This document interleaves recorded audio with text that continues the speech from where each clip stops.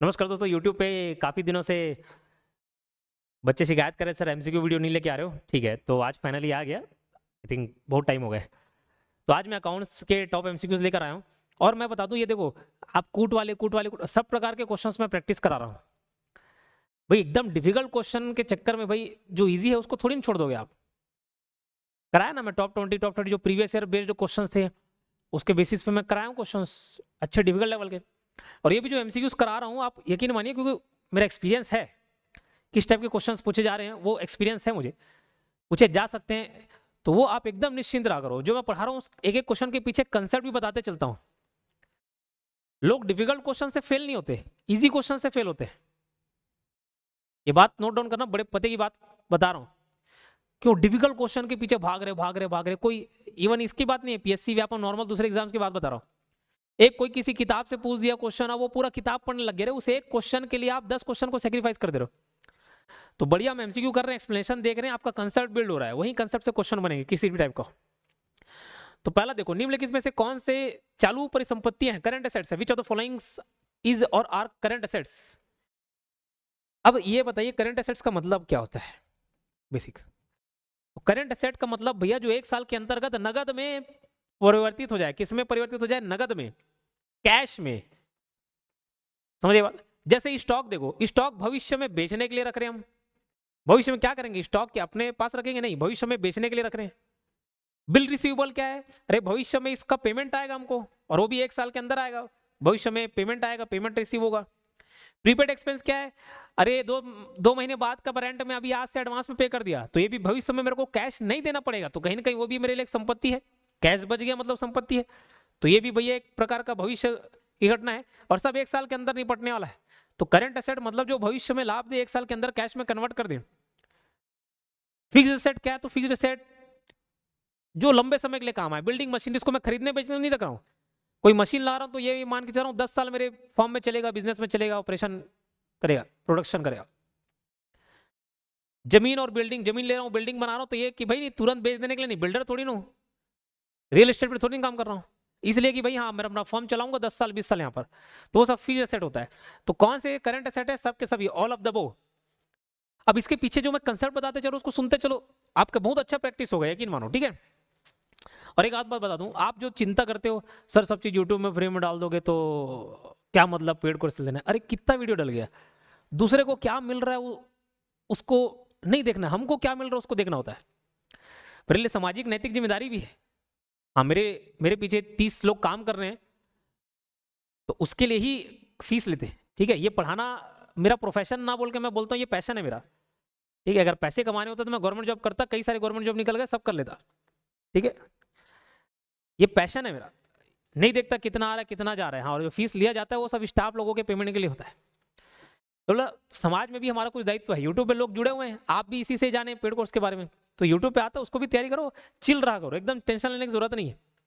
ठीक है, हमको क्या मिल रहा है उसको देखना है। ठीक। अब देखो यहीं से चालू करंट एसेट्स, एक और पार्ट है आपका सिलेबस में, ratio analysis of financial statement, उसके अंदर रेशियो एनालिसिस। तो भैया आपसे रेशियो एनालिसिस भी पूछे जा सकते हैं, तो उसको भी मैं बता देता हूँ। रेशियो यहां से एकदम इंपॉर्टेंट फॉर्मूला बनता है। देखो अलग अलग प्रकार के रेशियो हो सकते हैं। एक है liquidity ratio, solvency ratio, profitability ratio, turnover ratio, उसको एक्टिविटी रेशियो भी बोल सकते हैं। तो करंट एसेट से संबंधित लिक्विडिटी रेशियो यानी कि तरलता अनुपात, तरलता अनुपात, तो उसमें मेनली दो फॉर्मूले आपको याद रखने हैं। पहला फॉर्मूला है करंट रेशियो का, और करंट रेशियो बराबर है current assets upon current liabilities. ठीक है। और दूसरा फॉर्मूला याद रखना, क्विक रेशियो, या इसी कोई लिक्विड रेशियो या एसिड टेस्ट रेशियो भी बोल देते हैं। तो क्विक रेशियो या लिक्विड रेशियो दो नाम प्रचलित हैं। इसमें आता है क्विक एसेट्स, क्या आता है? Quick assets upon quick liability, नहीं, क्या है? Current liability. और ये थ्योरी वाले पार्ट में अच्छे से समझाया हूं, इसका पहला यूट्यूब पे ऐसा डेमो डाला भी हूं, उस वीडियो को देखिएगा, बहुत कुछ समझ आएगा आपको।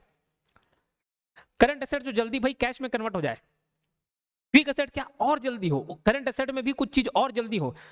क्विक एसेट में सारे करंट आ जाते हैं, दो चीजों को छोड़कर, एक स्टॉक और एक प्रीपेड एक्सपेंस। ठीक है।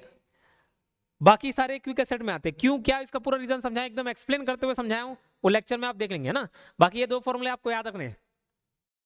चलो आगे बढ़ते हैं। निम्नलिखित में से कौन सा व्यय का समूह व्यवसाय के प्रत्यक्ष व्यय, which of the following sets of expenses are the direct expense of business. एकदम बेसिक है, लेकिन अच्छे अच्छे स्टूडेंट इसमें गलती कर देते हैं भाई। और डिफिकल्ट क्वेश्चन आपको एग्जाम से बाहर नहीं करेंगे, इजी क्वेश्चन बाहर करेंगे। जो इजी क्वेश्चन आप छोड़ दे रहे हो, जो सबसे बन रहा है और आप ओवर कॉन्फिडेंस के चक्कर में वो छोड़ दिए, वही आपको सिलेक्शन से दूर लेके जाएगा। डिफिकल्ट क्वेश्चन सबके लिए डिफिकल्ट है, इजी सबके लिए इजी है, सब कोई बनाएंगे, लेकिन अगर कोई ओवर कॉन्फिडेंस के चक्कर में छूटा, मतलब सिलेक्शन से बाहर है। ठीक है, चलो। तो भाई डायरेक्ट एक्सपेंस क्या है, प्रत्यक्ष व्यय क्या है? जो भी चीज कोई सामान खरीद रहे, मशीन खरीदे, उससे जुड़ गया, या समझ लो जो प्रोडक्शन से रिलेटेड है, जो भी खर्चे प्रोडक्शन से रिलेटेड है, मैन्युफैक्चरिंग से रिलेटेड है, मैन्युफैक्चरिंग से रिलेटेड है, वो सारे के सारे खर्चे प्रत्यक्ष व्यय में आ जाते हैं। जैसे मजदूरी है क्या, जी बिल्कुल है। कैरिज इनवर्ड है, कैरिज आउटवर्ड नहीं, कैरिज इनवर्ड, ऑक्ट्राई, जीएसटी। ठीक है, और अच्छा ये और ऑप्शन भी दिया हुआ है नीचे, इसको भी हम कंसिडर कर ले। पोस्टेज, पोस्टेज देखो, पोस्टेज जो है वो चार्ज ना अपन उसमें डाल सकते हैं, पिनल कट में डाल सकते हैं, लेकिन एकदम जो परफेक्ट आंसर है, बेस्ट आंसर है, वो देखो वेजेस, कैरिज इनवर्ड, ऑक्ट्राई, ये तो आता ही आता है। उसके अलावा कोल एक्सपेंस भी आता है।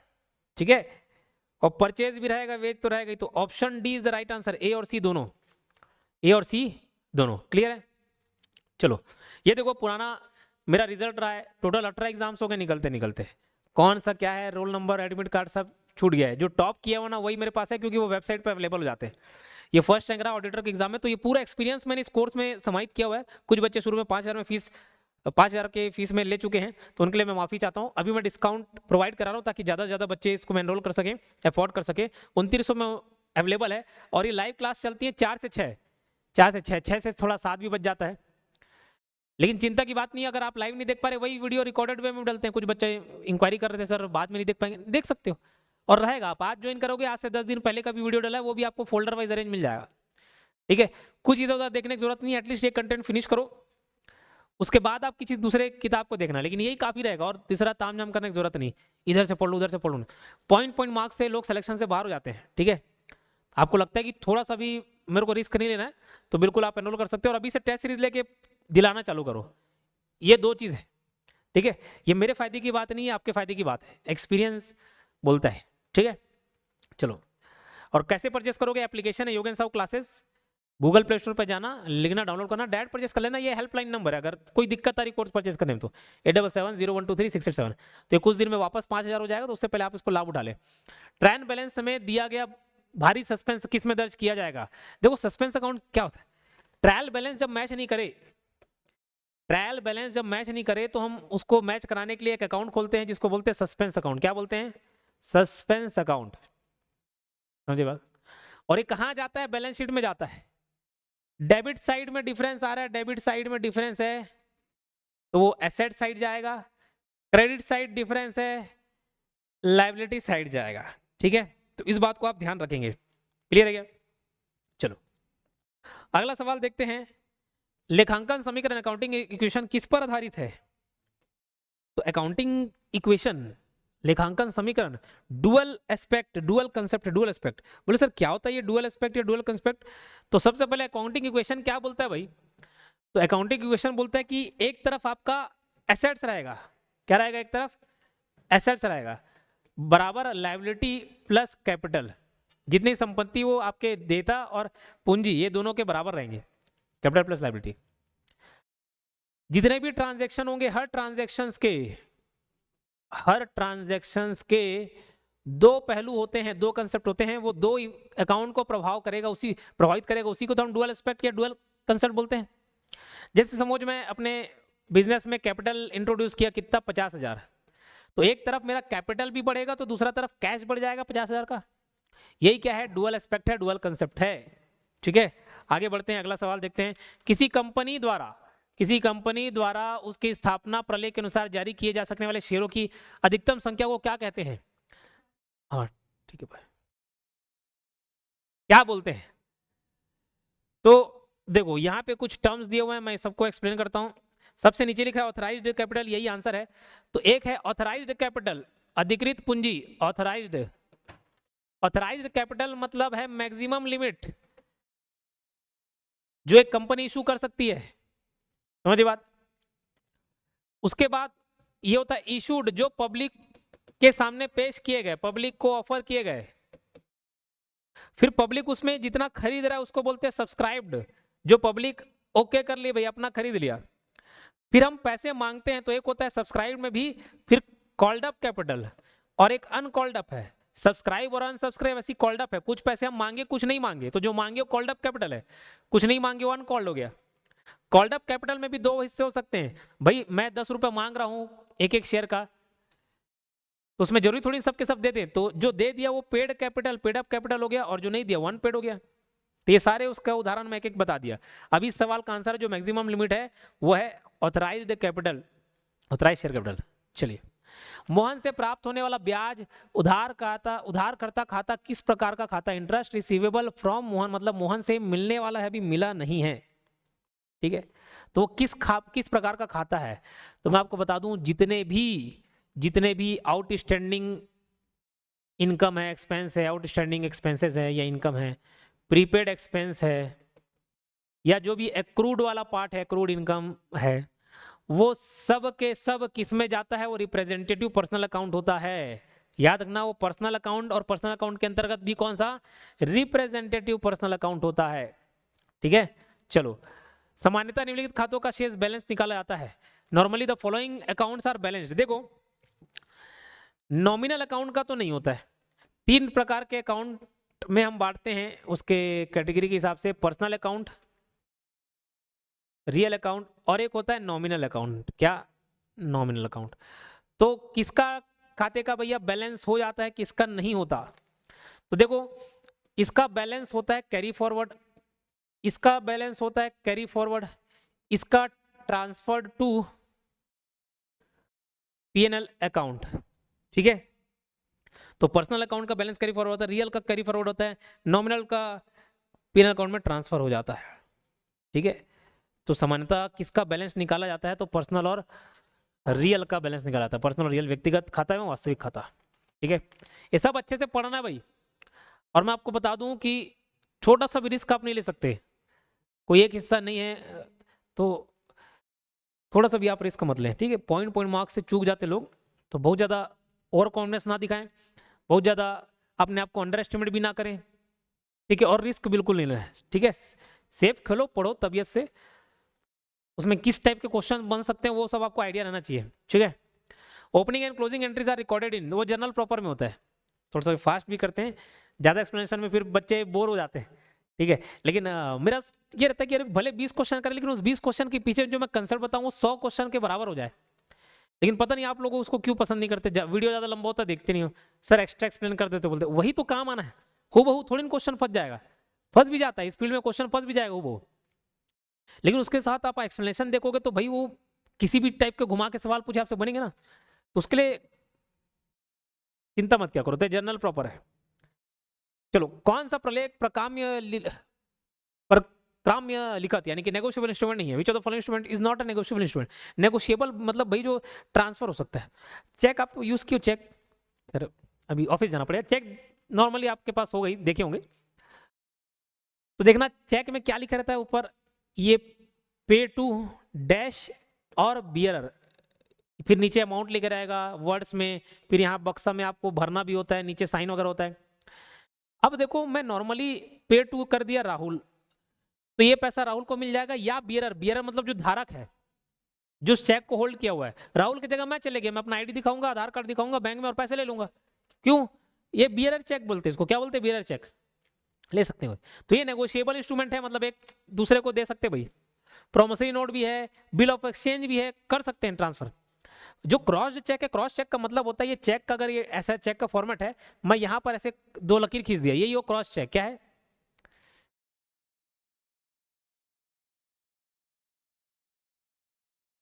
ये क्या है? क्रॉस चेक है। क्रॉस चेक कहने का तात्पर्य है क्रॉस चेक कर दिया और यहाँ पर मैं किसी का अकाउंट लिख दिया, अकाउंट नंबर लिख दिया, तो अब इसी अकाउंट में जाएगा, बियरर वाला नहीं, इस अकाउंट में ही पे हुआ, वो क्रॉस चेक है। इसलिए कौन सा नेगोशिएबल इंस्ट्रूमेंट नहीं है? तो क्रॉस चेक नहीं है।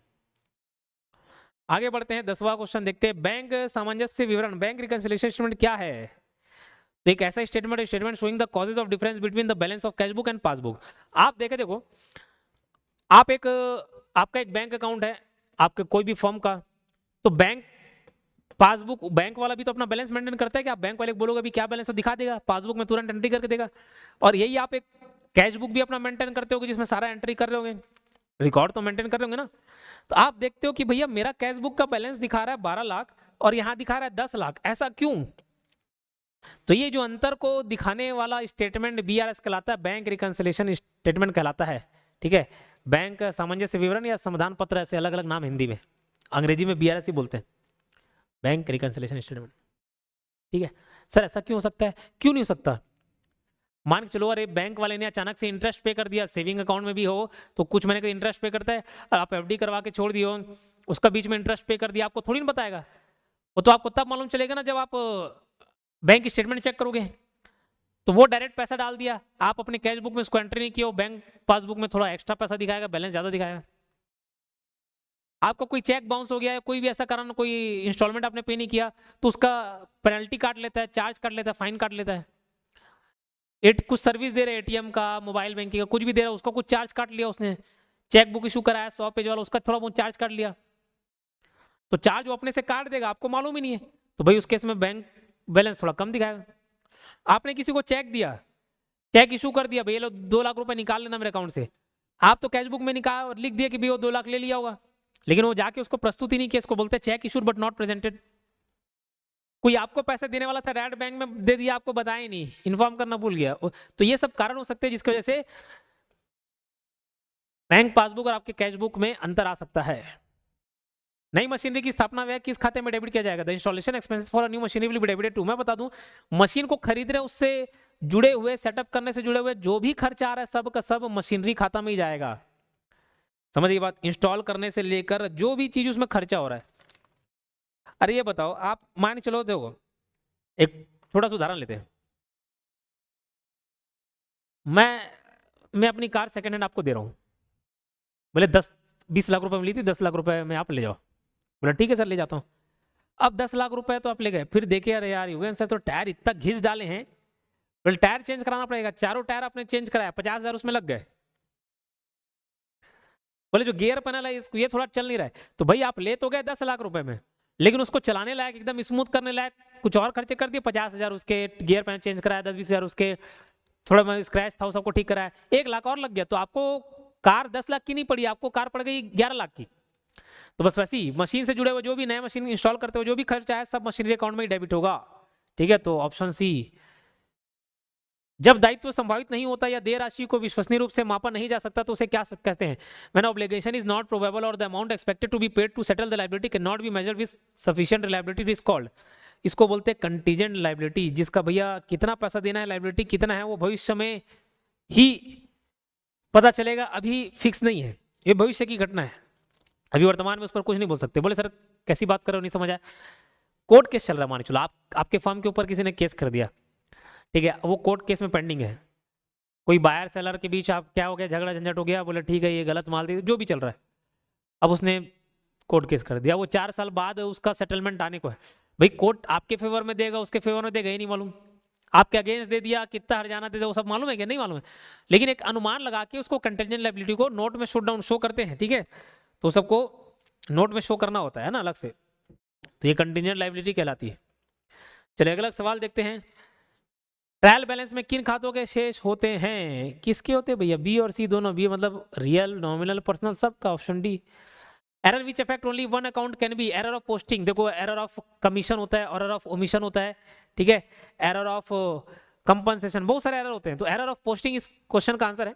500 करना था 50 कर दिए, और ट्रायल बैलेंस मैच नहीं खाता ना इसमें।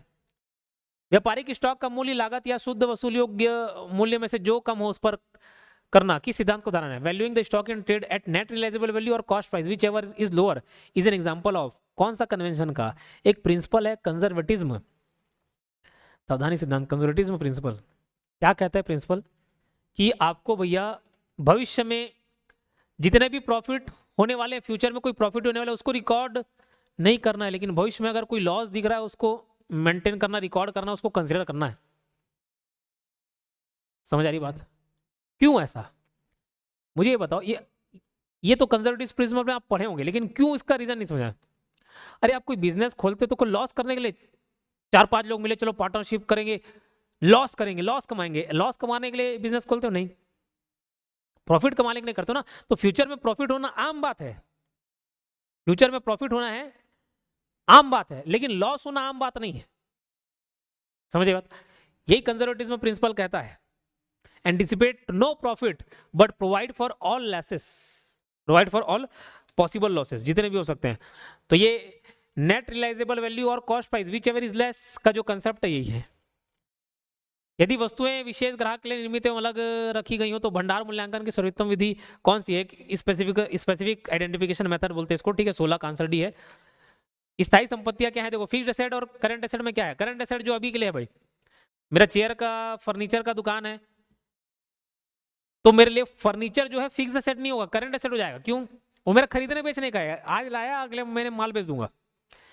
लेकिन मेरी एक संस्था सोल प्रोप्राइटरशिप है, तो मेरे लिए जो फर्नीचर है वो भाई स्टॉक नहीं है, कोई खरीदने बेचने की वस्तु नहीं है, वो फिक्स्ड एसेट है, लंबे साल चलेगा। बोले ये बॉस वाला चेयर लाया, बोले 20,000 का क्या है, 20 साल बैठूंगा इसलिए लेके आऊं, ना कि उसको बेचने के लिए लेके आऊं। तो फिक्स्ड एसेट क्या है? व्यवसाय में लंबे समय तक उपयोग हेतु रखी जाती है, kept in business for use over long period, ना कि पुनर्विक्रय के लिए, ठीक है।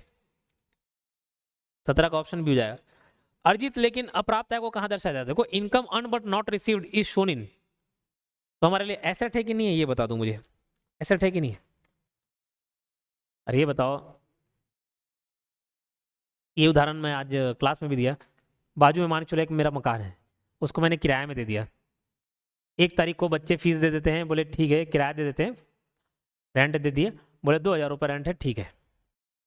बोले पापा की सैलरी नहीं आई है, अगले महीने दे दूंगा क्या? चलो ठीक है। तो 1 महीने को जो मेरे को रेंट मिलना था मैं कमा लिया हूँ, लेकिन अभी मुझे रिसीव नहीं हुआ है, हाथ में नहीं मिला, मेरे बैंक में पैसे नहीं आए।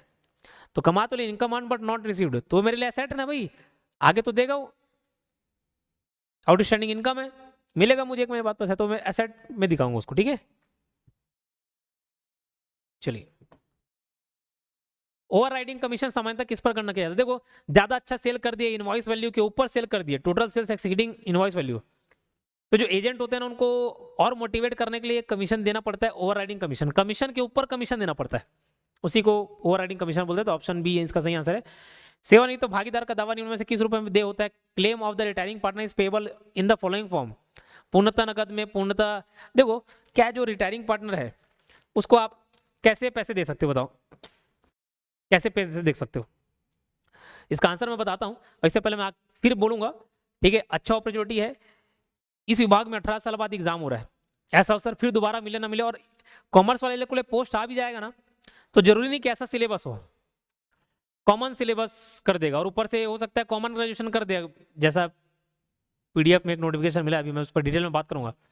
तो ऐसा अवसर फिर नहीं मिलेगा, तो एक बार भिड़ के तैयारी करें, ठीक है। ये हेल्पलाइन नंबर, इस पर आप कॉन्टैक्ट कर सकते हैं। कोर्स और टेस्ट सीरीज दोनों को साथ लेकर चलें, और जितना कंटेंट है उतना पढ़ते जाएं, उतना करना ही करना है, ना उससे कम ना उससे ज्यादा, ठीक है। सिलेक्शन लेना तो ना उससे कम ना उससे ज्यादा, ठीक है। अब देखो, जो रिटायरिंग पार्टनर है भाई, रिटायरिंग पार्टनर जा रहा है, उसका पैसा देना है, पार्टनर रिटायर है, उसको काम करने का मन नहीं है, जो भी है, अरे मैं उसको कैश में पे कर सकते हो, भैया लो अपने पैसे और निकलो। लेकिन अभी भाई तुरंत पैसे नहीं है, मेरे बिजनेस से पैसे निकल जाएंगे, आपको दे दूंगा तो भाई हम क्या चलाएंगे? एक काम करता हूँ, आप लोन में डाल देता हूँ, पार्टनर का लोन अकाउंट खोल दिए भाई, लोन मान के दे दो, उसका ब्याज अगर हम देते रहेंगे सर, जब आ जाएगा तब दे देंगे। बोले ठीक है। वो बोलेगा ऐसा नहीं भाई, मैं कुछ कैश लेके जाऊँ तो भी, मतलब तो थोड़ा सा कैश दो तो थोड़ा लोन रख लो, वो भी चलेगा सर। तो पूर्णतः नगद में भी किया जा सकता है, fully transfer to loan account भी हो सकता है, partly in cash partly in loan, ये भी कर सकते हैं। तो ऑप्शन डी सही आंसर है, ठीक है, उपरोक्त सभी, ठीक है। कैसा लगा सेशन वो जरूर बताएं, ठीक है। और जो यूट्यूब में वीडियो चल रहे हैं तो उसके लिए कोर्स वालों को चिंता करने की आवश्यकता नहीं, ठीक है। यूट्यूब एक अलग प्लेटफॉर्म है और एप्लीकेशन अलग प्लेटफॉर्म है, उसमें अलग ही चीज़ें मिलेंगी, पूरा सिलेक्शन तो जो आपको लेके जाए। यूट्यूब एक अलग प्लेटफॉर्म है, सामाजिक दायित्व तो हमारा, बच्चे पढ़ने ही आ रहे हैं, ठीक है। चलिए, और कोई डाउट हो, ये सेशन कैसा लग रहा है वो मुझे जरूर बताते एक बार, है ना। इस टाइप के किस किस फील्ड में क्वेश्चंस लेके आने आप मुझे बताएं, मैं उस फील्ड में क्वेश्चन लेके आऊँगा। मिलते हैं नेक्स्ट वीडियो में, धन्यवाद।